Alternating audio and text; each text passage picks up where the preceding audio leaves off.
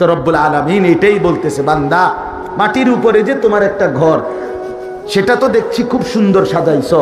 ওই ঘরে তো খাট দেখা যায়, সোফা দেখা যায়, পালং দেখা যায়, বক্স খাট দেখা যায়, আলমারি দেখা যাচ্ছে, ফ্রিজ আছে, এসি আছে, চায়ের কাপ, কাচের প্লেট আছে, অত্যাধুনিক টাইলস আছে, উন্নত মানের সব কিছু আছে।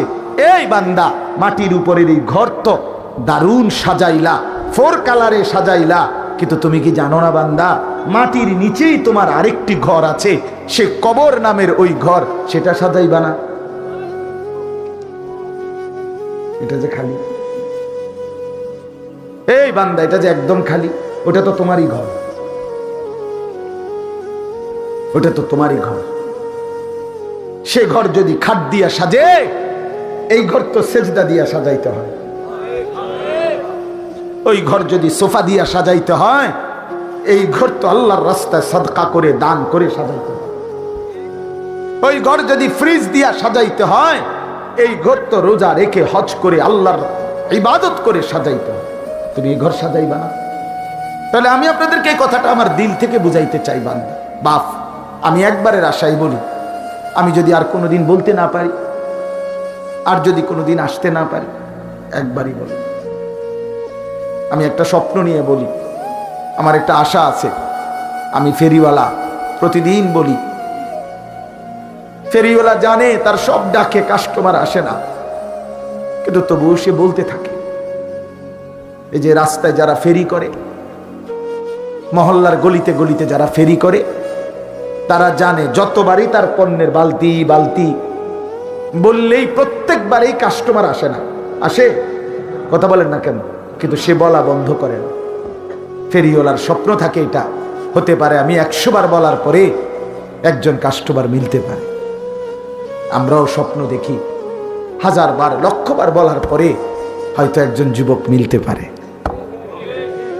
ওই এক যুবকের বদলানোর আশায় বলতে থাকি। আশা করি ইনশাআল্লাহ এক নওজোয়ান বদলালে একটি সমাজ বদলে যাবে। যুবক চাইলে গড়তেও পারে, যুবক চাইলে নষ্টও করতে পারে। সাজাইলেও নওজোয়ান, ধ্বংস করলেও নওজোয়ান। এই সমাজের মধ্যে মদ, জুয়া, নেশা, অস্থিরতা, বেহায়াপনা, অসভ্যতা, নোংরামি, নারীর সমস্ত অপকর্ম, এই সব কিছু যুবকের জন্য। সে যদি বদলে যায়, তো সমস্ত অপকর্ম বদলে যাবে, সব অপকর্ম। এই জন্য আমরা ভীষণ আশা করি, যুবক ভাই, তোমাদের সবার কাছে এই বন্ধু আশা করি, যদি বলো জড়িয়ে ধরতে, জড়িয়ে ধরে বলতে চাই, তুমি ফিরে আসো, তুমি বদলাও দোস্ত, তুমি বদলাও। আমার একটা বিশেষ কথা প্রসঙ্গের মধ্যে বলে নিলাম, যুবক ভাই, তোমরা যদি কেউ বদলাইবার ফিকির করো, একটা প্রথম সিদ্ধান্ত হলো ফজরের নামাজ পড়তে হবে। কসম খোদার, ফজরের নামাজের সেজদা যার কপালে জুটবে, ইনশাআল্লাহ, আমি আনিসুর রহমান বললাম, কোরআন সুন্নাহর আলোকে আমি নির্ভরযোগ্য উলামায়ে কেরামের কাছ থেকে শুনেছি, ফজরের সেজদা যার কপালে জুটবে, অচিরেই ইমাম মাহদির পক্ষে সে লড়বে, দাজ্জালের বিরুদ্ধে লড়বে ইনশাআল্লাহ। এমন যুবক চাই।